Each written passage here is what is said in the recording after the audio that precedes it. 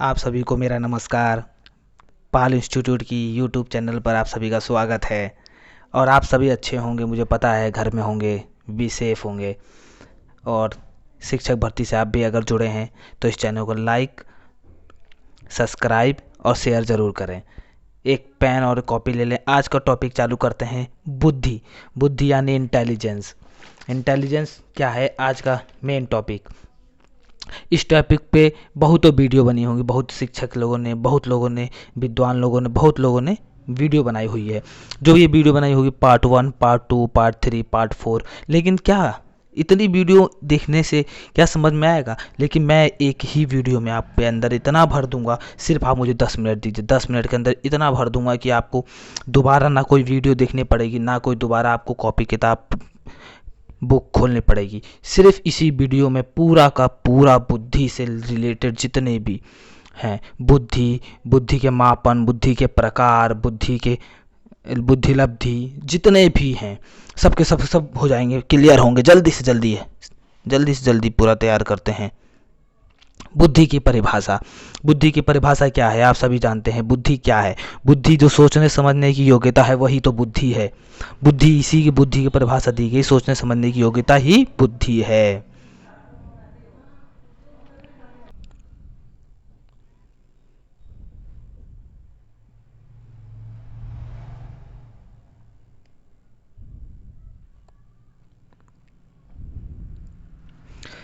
बार बार पूछ लिया जाता है बुद्धि का परिभाषा। बुद्धि की परिभाषा क्या होती है? सोचने समझने की योग्यता ही बुद्धि है। और बुद्धि साथ में साथ नोट करते चलेंगे। एक लाइन और लिखेंगे कि बुद्धि क्या है। बुद्धि मूर्त है क्या अमूर्त? तो हम लिखेंगे बुद्धि क्या है? अमूर्त। बुद्धि क्या है? अमूर्त। अमूर्त क्यों है? जो चीज़ दिखाई नहीं दे रही है, जो चीज़ हमें दिखाई नहीं देती, उसी को तो हम अमूर्त कहते हैं। और जो दिखाई देती है उसको क्या कहते हैं हम? मूर्त। ये भी पॉइंट क्लियर कि मूर्त क्या होता है, अमूर्त क्या होता है। अब अमूर्त क्यों कहते हैं हम उसको, मूर्त नहीं कहते? क्योंकि बुद्धि को हम रियलाइज कर सकते हैं, देख नहीं सकते कि बुद्धि कहाँ है कहाँ नहीं है, इसीलिए इसको अमूर्त कहा गया है। बार बार अगर कहीं भी पूछता है कि बुद्धि अमूर्त है कि मूर्त, तो आपको लगाना है अमूर्त है। पॉइंट में नोट करते हुए चलेंगे, आगे देखते हैं कि क्या है। साथ में साथ एक चीज़ और लिखते हुए चलेंगे कि बुक जो थी 1990 में, किसने बुक, कौन सी बुक आई थी 1990 में? कैटल के द्वारा। तो कैटल के द्वारा आई थी mental test and measurement book. Mental test and measurement book कब आई थी? Mental test and measurement book तो बुक आई थी कैटल की। बैटल की आई थी, कब आई थी? तो लिखते हुए चलेंगे, पॉइंट में लिख लेंगे 1990 ईस्वी में, 1990 में। उसके बाद और सबसे पहले जो फ्रांसीसी गाल्टन जो थे, उन्होंने ही 1885 में बुद्धि शब्द का प्रयोग किया था। बुद्धि शब्द का सबसे पहले प्रयोग किसने किया था? ये भी क्वेश्चन पूछा जाता है बार बार, तो आपको बताना है कि किसने किया था। तो फ्रांसीसी गाल्टन ने। किसने? फ्रांसीसी गाल्टन ने। पॉइंट में लिखते हुए चलेंगे। आज बुद्धि पूरा खत्म कर देंगे, आज के बाद कभी पढ़ने की जरूरत ही नहीं पड़ेगी। साथ में साथ लिखते हैं, आगे देखते हैं आगे क्या है। बहुत आसान ट्रिक से बता दूंगा। हाँ, साथ में साथ और भी लिखेंगे कि बुद्धि जो है, बुद्धि की खूब परिभाषाएं हैं। बुद्धि की क्या क्या परिभाषाएं हैं? बुद्धि की कुछ परिभाषाएं ऐसी हैं जिन्हें हम लिख लेंगे। तो बुद्धि की परिभाषाओं को लिखते हुए चलते हैं, याद करते हुए लाइन से। वुडवर्थ ने क्या कहा था? वुडवर्थ ने ये कहा था कि बुद्धि जो है कार्य करने की एक विधि है। बुद्धि जो है एक कार्य करने की विधि है। जहां भी ये लिखा आता है कि विधि और वुड एक ही से होगा। क्यों होगा? क्योंकि जो भी वुड ने बोला उसमें ये बोला था कि बुद्धि जो है वो कार्य करने की एक विधि है, और कार्य करने की विधि को ही हम वुडवर्थ की कहते हैं कि वुडवर्थ के अनुसार। आगे लिखेंगे बकिंघम के अनुसार सीखने की शक्ति ही बुद्धि है। तो किसने कहा था? अगर कहीं ऑप्शन वाले में पूछ लिया जाता है कि सीखने की शक्ति ही बुद्धि है, ये किसके द्वारा कहा गया है, तो आपको फटाक से ऑप्शन देखना है कि बकिंघम, और बकिंघम होते ही आपको करेक्ट निशान लगाना है, बिल्कुल राइट। आगे देखते हैं, तीसरी परिभाषा लिखते हुए भी चलेंगे साथ में साथ। टर्मन के अनुसार, टर्मन ने क्या कहा था? टर्मन ने कहा था कि बुद्धि जो है, बुद्धि ही शब्द यूज हो रहा है बार बार। बुद्धि जो है अमूर्त विचारों के बारे में सोचने की योग्यता है। तो बुद्धि क्या है? बुद्धि जो है वो अमूर्त विचारों के बारे में सोचने की योग्यता है। तो ये किसने कहा था? टर्मन ने। आगे लिखेंगे वुड्रो ने क्या कहा था? तो वुड्रो ने कहा था बुद्धि ज्ञान का अर्जन करने की क्षमता है। तो ज्ञान अर्जन करने की क्षमता किसने कहा था? तो ज्ञान अर्जन करने की क्षमता कहा था वुड्रो। आगे देखते हैं विनय ने क्या कहा था? विनय ने कहा था कि बुद्धि के 4 शब्द निहित हैं बुद्धि में, सिर्फ बुद्धि में 4 ही शब्द निहित है। किसके द्वारा कहा गया? तो आपको जैसे ही जहां 4 दिखे कि 4 शब्दों की बात हो रही तो आपको विनय लगा देना है। और वो 4 शब्द क्या थे? ज्ञान, आविष्कार, निर्देश और आलोचना। ये चारों जब होंगे तभी ही उसने कहा था कि बुद्धि निहित है उसमें, जिसके पास 4 चीज हैं, ज्ञान, आविष्कार, निर्देशन और आलोचना। तो किसके द्वारा? विनय के द्वारा। आगे की परिभाषा लिखते हैं स्टर्न के द्वारा। स्टर्न ने क्या कहा था? बुद्धि जीवन की नवीन समस्याओं के समायोजन की योग्यता है। कैसे समायोजन की योग्यता है? कि आपके पास जब भी नवीन समस्याएं, नई समस्याएं आएंगी तो आप उनका हल कैसे निकालेंगे? अपनी बुद्धि से निकालेंगे। अगर आपको मैं दे दूं कि x + y + z = 0, कैसे? तो ये कैसे निकालेंगे? इसको निकालने के लिए ही तो बुद्धि का यूज करेंगे। समस्या आ गई ना? नहीं, तो इसका यूज करेंगे। किसने बताया था? कि स्टर्न ने बताया था कि बुद्धि जीवन की नवीन समस्याओं का समायोजन करने की योग्यता है। आगे देखते हैं तो वर्ड के अनुसार क्या था? बुद्धि अच्छी तरह निर्णय करने, समझने और तर्क करने की योग्यता है। तो ये सबसे बेहतरीन पॉइंट, ये भी याद करके चलेंगे कि बुद्धि जो है, कभी भी आप बुद्धि से यूज करेंगे, कहीं निर्णय लेना है तो आप थोड़ा सा रुकेंगे और बुद्धि का यूज करके आप निर्णय लेंगे, फिर समझेंगे भी और उसी के साथ साथ आप उसमें तर्क करेंगे। और यही सब योग्यता जो है वो वर्ड ने बताया कि ये बुद्धि है। आगे लिखेंगे गाल्टन के अनुसार। गाल्टन ने क्या कहा था? बुद्धि पहचानने और सीखने की शक्ति है। सीखने की और पहचानने की शक्ति किसने बताया? तो गाल्टन महोदय ने बताया था। गाल्टन महोदय, आप निशान लगाएंगे और लिखते हुए चलेंगे, पॉइंट टू पॉइंट नोट करेंगे। आज के बाद कभी किताब नहीं खोलनी, बस हमें यहीं पे पूरा फाइनल बुद्धि से रिलेटेड सब पढ़ लेना है।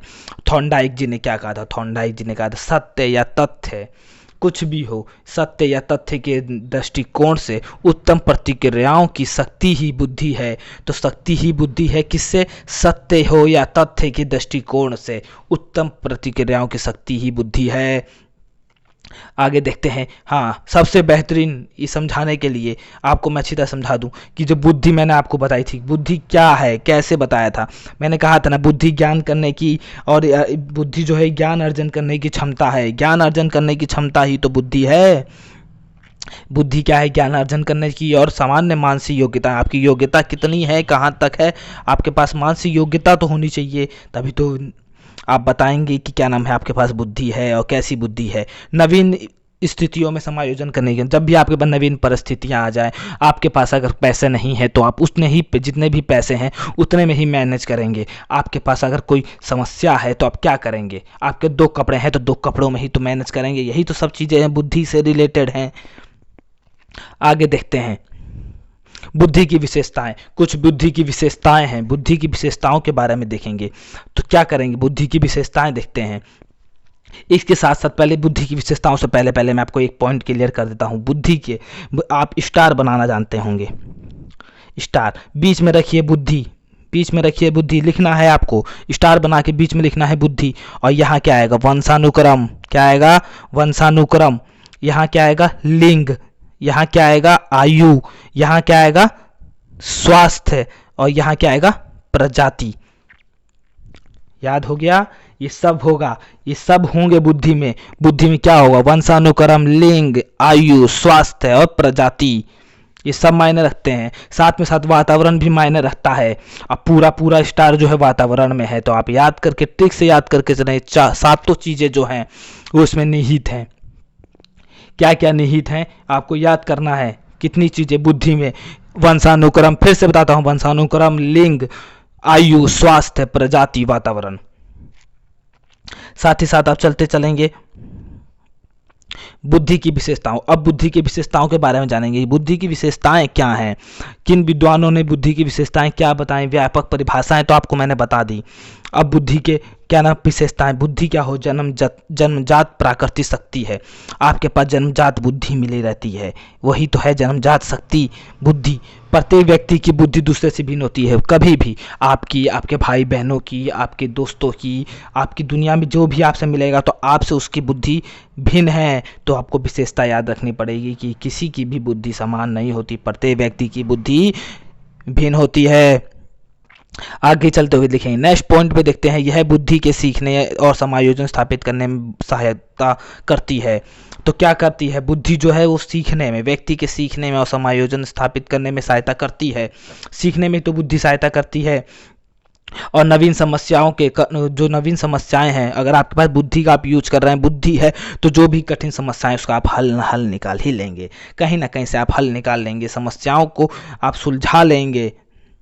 आगे देखते हैं, वंश का बुद्धि पर प्रभाव पड़ता है। तो वंश का तो बुद्धि पर प्रभाव पड़ता ही है, क्योंकि वंशानुक्रम मैंने अभी आपको स्टार में बनाते हुए बताया था, वंशानुक्रम बुद्धि, तो बुद्धि पे वंश का जरूर प्रभाव पड़ता है। आपके पूर्वजों से लिया हुआ, जो आपके पूर्वज हैं उनसे बुद्धि जो चली आ रही है, उसका वंशानुक्रम का प्रभाव पड़ता है बुद्धि पे। वातावरण का भी पड़ता है। वातावरण कैसा, आप जब भी आप 12th तक पढ़ते हैं तो शिक्षा ग्रहण करते हैं, उसके बाद जब भी आप कहीं ITI BTech पॉलिटेक्निक या कुछ भी कोई कोर्स करेंगे, प्रशिक्षण प्राप्त करेंगे, और हम लोग जो भी DLED किया है किसी ने, या BTC किया है या B.Ed किया है, उसने भी प्रशिक्षण प्राप्त किया है। यही सब चीज़ें तो हैं, वातावरण बुद्धि प्रभावित करती है, प्रशिक्षण और शिक्षण भी बुद्धि को प्रभावित करती है। और देखते हैं इनकी विशेषताएं। तो लिंग की भिन्नता के कारण बुद्धि में भिन्नता नहीं आती है। तो बुद्धि में भिन्नता नहीं आती है, बुद्धि सब में अलग अलग होती है, लड़की हो चाहे लड़का हो, उनमें भी दोनों में बुद्धि होती है। और आप ये भी नहीं बता सकते कि लड़की में बुद्धि तेज है कि लड़के में, किसी में भी तेज हो सकती है, लड़कियों में भी और लड़कों में भी तेज होती है। लड़कियां भी IAS बन जाती हैं, लड़के भी बन जाते हैं, ऐसा कोई ज़रूरी नहीं है। हर भाई बहन का सिलेक्शन चाहिए, बस बुद्धि पूरी ख़त्म करनी है, लगे हाथ आपको पूरे के पूरे पॉइंट्स क्लियर करते हुए चलने हैं। अब पढ़ते हैं बुद्धि के प्रकार। बुद्धि के प्रकार कितने हैं, तो बुद्धि के प्रकार हम पढ़ते हुए चलेंगे। अब बुद्धि के प्रकारों के बारे में देखते हैं, साथ ही साथ बुद्धि के हमने आपको परिभाषाएं पूरी बता दी। अब देखते हैं बुद्धि के प्रकार। बुद्धि के प्रकार में आते हैं तो वर्नर के अनुसार, जो वर्नर हैं, वर्नर ने बताया था कि बुद्धि जो है वो 3 प्रकार से, उन्होंने 3 प्रकार से उसका वर्णन किया है। किसका, बुद्धि का, किसके द्वारा, वर्नर के द्वारा। जैविक बुद्धि, मनोवैज्ञानिक बुद्धि और संक्रियात्मक बुद्धि। जैविक बुद्धि क्या होती है? जैविक बुद्धि वो होती है जो जब नई नई परिस्थितियां आपके पास आती हैं, जीवन की नई परिस्थितियों से जैविक रूप से अनुकूल करने की योग्यता। आप योग्यता अगर आपके अंदर है, आप क्या करोगे कि जो भी आपके पास समस्या आ रही है उसका सॉल्यूशन ढूंढोगे नहीं। आपके पास दिक्कत आई बुद्धि की, ये वीडियो निकालोगे, ये वीडियो पूरा ढूंढोगे, इसमें सब कुछ सबको मिल जाएगा बुद्धि से रिलेटेड। आगे देखते हैं मनोवैज्ञानिक बुद्धि। मनोवैज्ञानिक बुद्धि क्या होती है? मनोविज्ञानी उन्होंने बताया कि मनोवैज्ञानिक बुद्धि जो है वो जन्मजात ज्ञानात्मक योग्यता है। तो आपको जन्मजात जो योग्यता मिली हुई है वो भी तो आपके पास मनोवैज्ञानिक बुद्धि है।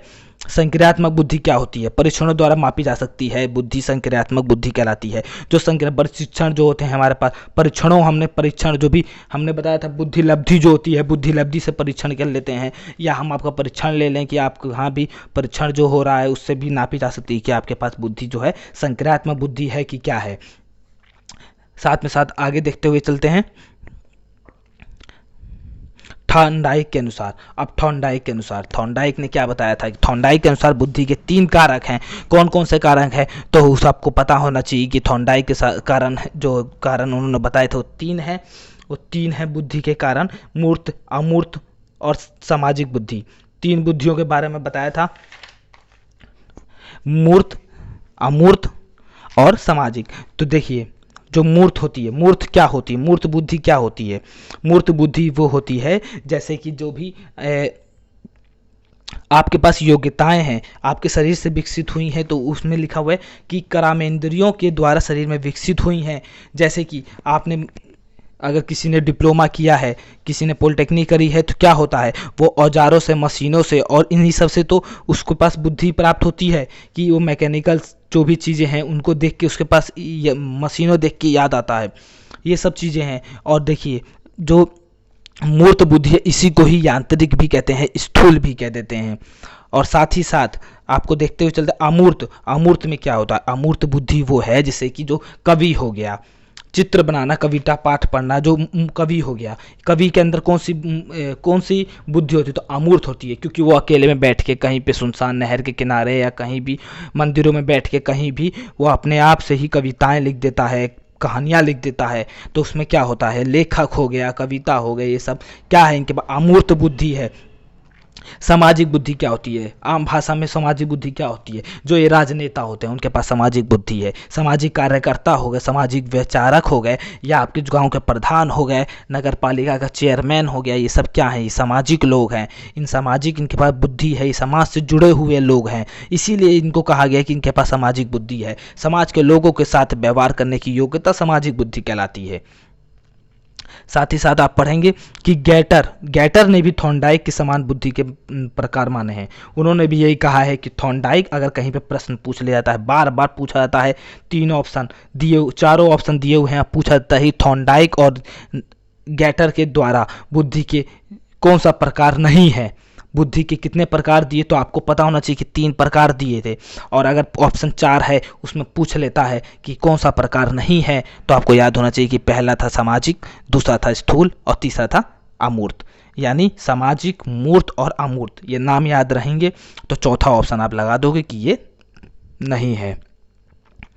आगे देखते हैं बुद्धि के सिद्धांत।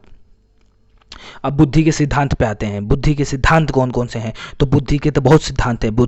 एक कारक सिद्धांत, द्विकारक, त्रिकारक, बहुकारक, बहुमानसिक योग्यता, वर्ग घटक, क्रमिक महत्व का, और तरल ठोस बुद्धि, त्रितत्व सिद्धांत, जीएस फैक्टर, जीएस कारक, समूह कारक, बहुत तरीके के सिद्धांत हैं। तो हम जो पढ़ते हैं वो मेन जो है उसको पढ़ते हैं।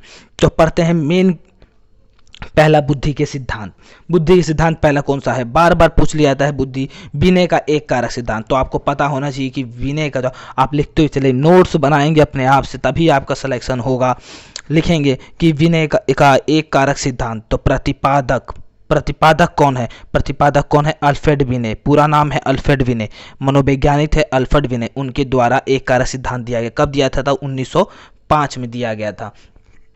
ये 35 वर्ष से जो सिद्धांत है, ये 35 वर्ष से बुद्धि मापन प्रशिक्षण के लिए प्रचलित रहा। कौन सा? एक कारक, जो 35 वर्षों तक बुद्धि मापन हेतु प्रशिक्षण के लिए प्रचलित रहा। इस सिद्धांत के अनुसार बुद्धि एक अविभाज्य इकाई है। अगर कभी पूछ लिया जाता है कि किस सिद्धांत में कहा गया है कि बुद्धि एक अविभाज्य इकाई है, तो आपको पता होना चाहिए कि ये एक कारक सिद्धांत में है। पॉइंट्स में लिखते हुए चलेंगे। इसमें समर्थक थे, एक कारक सिद्धांत के जो समर्थक हैं वो हैं विनय, स्टर्न और टर्मन, तीनों समर्थक हैं।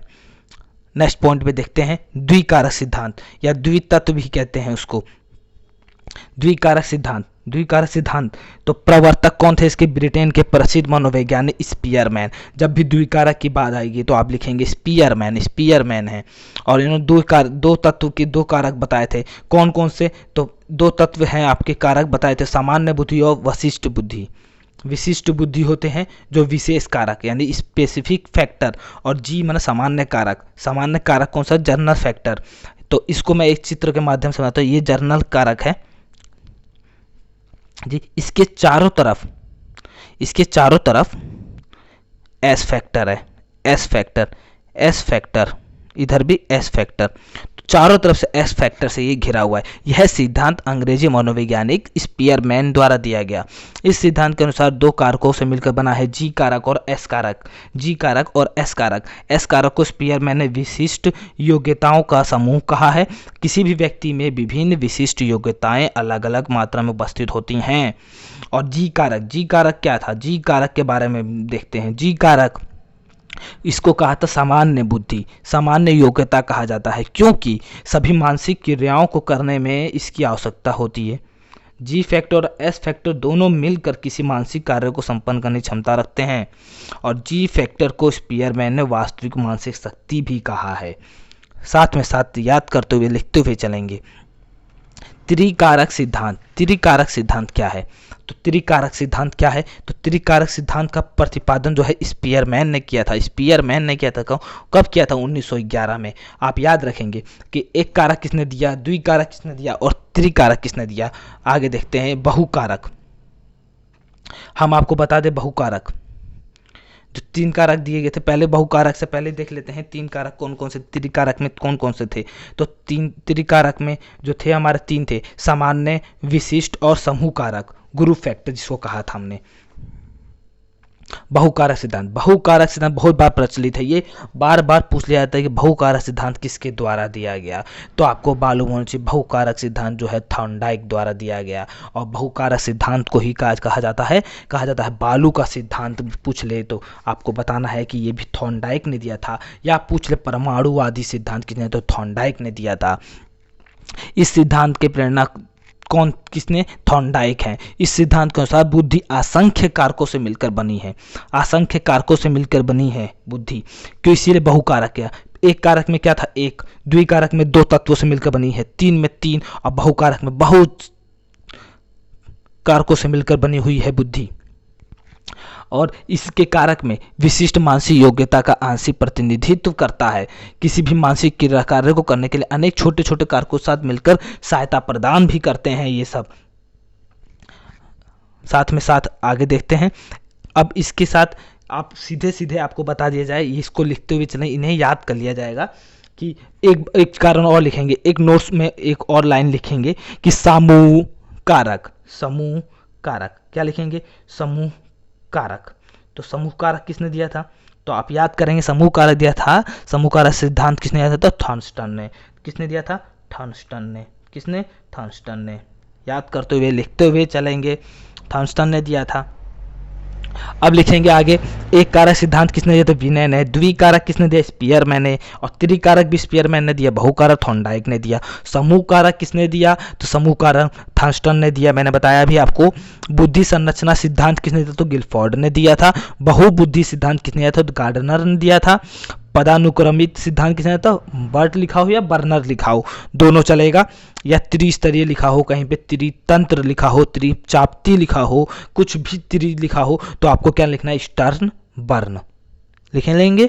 उसके बाद प्रतिदर्श सिद्धांत जो है थॉमसन ने दिया था, थॉमसन ने।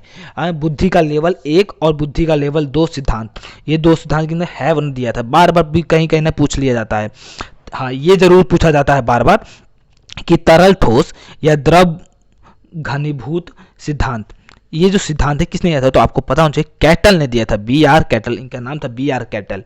आर बी कैटल, ठीक। साथ ही साथ अब आते हैं बुद्धि लब्धि। तो बुद्धि लब्धि जानते हैं कि IQ क्या है, IQ है क्या आखिर में, IQ के बारे में हम देखते हैं। हमने सीधा और हमने आपको बताया था कि एक कारक, द्विकारक, त्रिकारक, बहुकारक सब बता दिया। और साथ में साथ एक चीज़ और लिखते हुए, कैटल का सिद्धांत को ही हम कैटल कहते हैं। कैटल का सिद्धांत किसने दिया था, तो कैटल नहीं देता, नोट्स में लिख लेंगे। और सम्मिलित सिद्धांत, तो सम्मिलित सिद्धांत दिया था गिलफोर्ड ने, लिखेंगे, एक लाइन में लिख लेंगे सीधे। इससे पहले लिख लेंगे, बुद्धि लब्धि से पहले क्या लिख लेंगे कि सम्मिलित सिद्धांत, सम्मिलित सिद्धांत किसने, गिलफोर्ड ने। किसने, गिलफोर्ड ने, गिलफोर्ड ने, ठीक। लिखते हुए चलेंगे। एक पॉइंट और लिखेंगे कि 120 कारक सिद्धांत पूछता है कहीं पे, तो भी आप गिलफोर्ड लिखेंगे। कहीं पूछता है कि 120 कारक सिद्धांत, तो आप क्या बताओगे कि वो भी गिलफोर्ड ने। किसने, गिलफोर्ड ने, ठीक। GS कारक सिद्धांत स्पीयरमैन, GS फैक्टर के प्रतिपादक स्पीयरमैन, ठीक, ये आप लिख लेंगे। और त्रिकारक भी स्पीयरमैन, ठीक, द्विकारक भी स्पीयरमैन, लिखते हुए चलें। अब देखते हैं बुद्धि लब्धि। बुद्धि लब्धि क्या होती है, IQ क्या होती है। तो देखो मैं पहले भी आपको बताता हूँ, इसको लिखने से पहले मेरा जो कहा गया है वो लिखो कि IQ बराबर मानसिक आयु बटे वास्तविक आयु। ये देखेंगे पहले हम, 100 की हम बात नहीं कर रहे अभी हम बात कर रहे हैं सिर्फ IQ यानी बुद्धि लब्धि की, मानसिक आयु बटे वास्तविक आयु। तो अगर ये कहीं पे लिखा है तो आप एक लाइन में जरूर लिख लें कि ये जो सूत्र है वो हमें स्टर्न ने दिया था। किसने दिया था, स्टर्न ने दिया था महोदय, आप हमेशा लिख लें कि किसने दिया था, तो स्टर्न ने दिया था, लिखते हुए चलेंगे। और अगर इसी में अगर 100 लिखा है, इसी में अगर 100 लिखा हुआ है, 100 से गुणा हो जा रही है, तो आपको याद होना चाहिए 100 से गुणा हो रही तो टर्मन ने की थी। किसने, तो टर्मन के द्वारा। किसके द्वारा, टर्मन के द्वारा। तो आपको याद हो गया कि अगर 100 नहीं है तो स्टर्न के द्वारा, और 100 गुणा में है तो टर्मन के द्वारा। टर्मन को ही क्या, टर्मन से क्या होता, हाँ लगे हाथ आप इस जो हमने बुद्धि लब्धि का फॉर्मूला लिखा हुआ सूत्र, तो पहले सूत्र और भी हैं इसके साथ साथ के सूत्र मैं लिखवा देता हूँ आपको। आप ध्यान से लिख लो पहले सूत्र, उसके बाद मैं आपको बताता हूँ क्या होता है। तो एक आपका टॉपिक आएगा, एक बार बार पूछा जाता है कि शैक्षिक लब्धि। तो देखिए ये कोई नहीं बताएगा आपको, सिर्फ सबने एक ही चीज बताएंगे कि लिख लीजिए शैक्षिक लब्धि। तीन फॉर्मूले बताऊंगा मैं, और एक फॉर्मूला तो आपको सब बताते चलते हैं, जहां भी आपने पढ़ा होगा कि बुद्धि लब्धि कैसे निकालते हैं, मानसिक आयु बटे वास्तविक आयु गुणा 100, यही पढ़ा है। और ये भी देखिए कहीं कहीं पे ये पूछा जाएगा, देखिएगा प्रश्न बनते हैं इससे, इससे बहुत बनते हैं कि शैक्षिक लब्धि निकालिए। तो शैक्षिक लब्धि निकालने के लिए आपको पता होना चाहिए कि शिक्षा आयु कितनी है, शिक्षा आयु कितनी है। तो शिक्षा आयु जितनी होगी उसके पट्टे में आप क्या लिखोगे, तो वास्तविक आयु लिख दोगे और गुणा किससे कर दोगे, 100 से। हो गया। ये आप याद कर लेंगे, शैक्षिक लब्धि की बात जब भी होगी तो आप शैक्षिक आयु बट्टे वास्तविक आयु गुणा 100 लिखेंगे। दूसरा पॉइंट देखते हैं, उपलब्धि अगर पूछता है, उपलब्धि, ठीक, उपलब्धि लब्धि पूछता है कि आप बताओ उपलब्धि लब्धि कैसे निकालते हैं, और या उपलब्धि लब्धि का सूत्र क्या होता है। तो आपको पता होना चाहिए ज्ञान आयु, जो ज्ञान आयु है, ज्ञान आयु बट्टे क्या होता है, ज्ञान आयु बट्टे मानसिक आयु। अब वास्तविक नहीं है, अब याद रखिएगा इसमें अंतर आ जाता है। जब उपलब्धि लब्धि की बात होगी तो ज्ञान आयु बट्टे मानसिक आयु गुणा 100। अब आते हैं इसके बाद एक और है आपके, एक और देखते हुए चलेंगे कि बार बार पूछा गया है कि निष्पत्ति लब्धि क्या होती है, निष्पत्ति लब्धि क्या होती है, निष्पत्ति लब्धि क्या होती है। फॉर्मूला होता है कि आपको निष्पत्ति लब्धि में निष्पत्ति आयु मिली होगी, निष्पत्ति आयु होती है निष्पत्ति आयु बटे में क्या होगा आपके में, इसके बाद होगी वास्तविक आयु कह दीजिए, और उसी को तिथिक आयु भी कहते हैं, गुणा 100। तो आप तीनों फॉर्मूले और बुद्धि लब्धि एक 4 फॉर्मूले से पूरे के पूरे बुद्धि लब्धि के A to Z सवाल निकाल लेंगे। इसके बाद देखते हैं आगे। अब आते हैं, बात करते हैं कि इस पे तो बुद्धि लब्धि यानी IQ। तो IQ का फॉर्मूला आपको पता है, और नहीं पता तो लिख लीजिए कि मानसिक आयु बटे वास्तविक आयु गुणा 100। अब बुद्धि लब्धि के जनक कौन है, तो जब भी पूछेगा जनक तो स्टर्न आप लगाएंगे, कहते ही गलत नहीं होगा, और अगर कोई गलत कहता है तो आप उसकी बात विश्वास ना करिए। बुद्धि लब्धि के जनक स्टर्न, बुद्धि लब्धि मापक के जनक पूछता है तो टर्मन, दोनों में अंतर है। आगे देखते हैं। तो हाँ, तो अगर कहीं पे हिंदी में नहीं ऐसे लिखा है तो ऐसे भी होता है, IQ बराबर MA बटे CA गुणा 100 गुणा 100, ठीक, ये भी होता है। लगे हाथ आप याद करेंगे, आगे लिखते हुए चलेंगे। आगे देखते हैं आर्मी अल्फा परीक्षण, 2 परीक्षण हुए हैं, आर्मी अल्फा परीक्षण और आर्मी बीटा। तो आर्मी अल्फा परीक्षण क्या होता है, तो इसमें लिखा हुआ है शाब्दिक पढ़े लिखे लोगों और आर्मी। तो इससे लिखा है, तो इसको एक शॉर्ट ट्रिक में बताया गया है। इससे आपको देखना है कि देखिए जो अल्फा परीक्षण हुआ था वो शाब्दिक हुआ था, इसमें मतलब पढ़े लिखे लोगों की ज़रूरत थी, और ये प्रथम विश्व युद्ध के दौरान हुआ था। लिख लेंगे, पॉइंट में लिखते हुए जाएंगे, प्रथम विश्व युद्ध के दौरान हुआ, इसमें पढ़े लिखे लोगों की ज़रूरत पड़ी, ठीक। और अब लिखेंगे इसके बाद कि जब उसमें पढ़े लिखे लोगों की ज़रूरत पड़ेगी तभी अल्फा परीक्षण कराया गया कि ये पढ़े हुए लिखे लोग हैं। और प्रथम विश्व युद्ध था उस समय, प्रथम विश्व युद्ध के दौरान अमेरिका ने ये परीक्षण करवाया था। दूसरा आर्मी बीटा परीक्षण। तो आर्मी बीटा परीक्षण क्या है, आर्मी बीटा परीक्षण अशाब्दिक है, क्योंकि इसमें शब्दों का महत्व नहीं था। लिख लेंगे, शब्दों का महत्व नहीं था, प्लस अनपढ़ पढ़े लिखे सभी व्यक्ति की जरूरत थी, और तब आर्मी बीटा परीक्षण कराया गया था, ठीक। आर्मी बीटा परीक्षण करता है। और बुद्धि मापन, आइए बुद्धि का मापन देखते हैं। तो बुद्धि का मापन का काल अगर पूछ लेगा कभी भी कि बुद्धि मापन का काल क्या था, तो आपको याद होना चाहिए 1905 से 1911 जो था वो बुद्धि मापन का काल था, ठीक।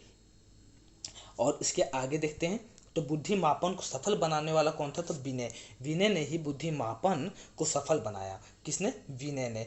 तो आप इसके साथ साथ एक चीज़ और लिखते हुए चलेंगे। मैं आपको एक शॉर्ट ट्रिक में बता देता हूँ, आपको याद रहेगा कि बुद्धि मापन को आप बना लेंगे, 3 भागों में डिवाइड कर लेंगे, जिससे आपको याद करने में बिल्कुल आसानी हो जाएगी। तो देखिए, एक लिख देंगे 1905 के पूर्व, 1905 के पूर्व, ठीक हो गया। दूसरा आप लिख लेंगे कि 1905 से 1911 के मध्य, ठीक। तीसरा लिख लेंगे कि 1911 के बाद, ठीक। तो देखो, ये 3 चीज़ें हैं, 3 चीज़ें हुई। तो 1905 के पूर्व जो था उसको हमने शरीर के आधार पे, किस आधार पे? इसमें क्या था, जो बुद्धि मापन हुआ था वो किसके आधार पे हुआ था? तो ये हुआ था शरीर के आधार पे। किसने किया था? तो लेवेस्टर ने। और जो 1905 से 11 था वो किस बेस पे हुआ था? तो ये मानसिक पे हुआ था। मानसिक पे, वो शरीर के आधार पे हुआ था 1905 से पहले, मतलब इससे पहले शरीर के आधार पे, ठीक। इसके बाद जो हुआ था, इसके बाद बुद्धि लब्धि के आधार पे, और जो 1905 से 1911 के मध्य हुआ ये हुआ मानसिक, ठीक है, मानसिक के आधार पे। और ये किसने किया था? तो यही विनय ने किया था, ठीक। पॉइंट में आपको मैंने बताया कि बिल्कुल ऐसे रख लेंगे, ऐसे लिख लेंगे और याद कर लेंगे। साथ में साथ आपको बताता हूँ कि कहीं पे ये लिखा हो विनय को बुद्धि मापन का जनक भी कहा जाता है, या जन्मदाता भी कहा जाता है बुद्धि मापक का, ठीक है। सर्वप्रथम 1905 में इन्होंने सफल परीक्षण किया था, और अल्फ्रेड विनय ने ही साइमन के सामने जो है बुद्धि परीक्षण के लिए अपना प्रस्ताव शामिल किया था, हैं। और साथ ही साथ एक चीज़ और पॉइंट क्लियर करते हुए चलेंगे, साथ ही साथ लिखते हुए चलेंगे कि मानसिक शब्द का प्रयोग विनय ने किया था। विनय ने किया था मानसिक शब्द का प्रयोग। और देखिए, 1891 में बोल्टन, 1893 में जेस्ट्रो, और 1894 में किसने? 1894 में गिल्टबर्ट ने, 1895 में ओर्नर इत्यादि ने बुद्धि मापन के लिए प्रयास किए थे। इन सब ने प्रयास किए थे, लेकिन प्रयास हो नहीं पाए थे सफल, ठीक है। विनय से पहले बुद्धि का मापन शरीर के आधार पर किया जाता था। विनय ने बताया मानसिक पे, उससे पहले किस पे होता था? ये सब होता था शरीर के आधार पे, ठीक। और मानसिक शब्द का प्रयोग सबसे पहले किसने किया था? विनय ने। देखा ना आपको पता होना चाहिए कि 100 जो गुणाएं में 100 जो लगाया गया था, वो क्यों लगाया गया था? वो इसलिए लगाया गया था ना IQ में, क्योंकि जो हम निकाल रहे थे वो पॉइंटों में आ रहा था। पॉइंट जैसे 70.1, ठीक, 7.1, 2.2 ऐसे आता। और इसमें जब 100 की मल्टीप्लाई हुई थी तो ये आ जाता था 22, 20, तो एग्जैक्ट वैल्यू में आ रहा था, इसीलिए 100 की भी मल्टीप्लाई हुई थी, ये भी मानना है। साथ ही साथ आपको मैंने एक बार भी बीच में ये नहीं कहा कि ये चैप्टर बढ़ा जाएगा, लेकिन इस चैप्टर थोड़ा सा बड़ी वीडियो हो गई, लेकिन पूरा का पूरा कंप्लीट है A to Z। अब आपको बाहर कहीं भी कुछ देखने की ज़रूरत नहीं पड़ेगी। और साथ ही साथ मैं एक चीज़ और क्लियर कर दूं कि अगर आपको एक चीज़ और पूछ ली जाती है कि 130 से ऊपर बुद्धि लब्धि अगर 130 से ऊपर है तो प्रतिभाशाली है, ठीक है। और 120 के ऊपर है, अगर 120 से 130 है तो प्रखर है, लिखते हुए चलेंगे, प्रखर बुद्धि है, ठीक। और अगर 111 से 120 है तो क्या है? तो तीव्र बुद्धि है, ठीक। और 91 से 91 से 110 तक है तो सामान्य बुद्धि है। ये बुद्धि लब्धि की बात हो रही है। 81 से 90 है, अगर 81 से 90 है तो कितनी है? ये मंद बुद्धि है, ठीक। और अगर 71 से 80 है तो वो क्या है? अल्प बुद्धि है। और अगर 71 से कम है, जब भी अगर 71 से कम है तो वो क्या है? जड़ बुद्धि। लिखते हुए चलेंगे, पूरा लिख लेंगे। आज के बाद आपको ना किताब उठाने की जरूरत पड़ेगी, ना आपको किसी से पूछने की जरूरत पड़ेगी, सब का सब आपको कंप्लीट करा दिया बुद्धि परीक्षण में ही। बुद्धि, बुद्धि लब्धि, बुद्धि क्या है, बुद्धि के प्रकार, बुद्धि की विशेषताएं, बुद्धि सिद्धांत, बुद्धि परीक्षण, सब बता दिया गया। A to Z कोई भी चीज़ नहीं है बाहर की, सब की सब कंप्लीट हो गई। और साथ ही साथ आप इस चैनल को सब्सक्राइब और वीडियो पसंद आई हो तो लाइक ज़रूर करें। आप लोग की दुआ रहे और हमारी दुआ है कि आप शिक्षक बने, आप एक सरकारी सीट प्राप्त करें। तब तक के लिए धन्यवाद। जय हिंद, वंदे मातरम। आप सभी के परिवार वालों को भी मेरी तरफ से धन्यवाद। जय हिंद, वंदे मातरम। धन्यवाद।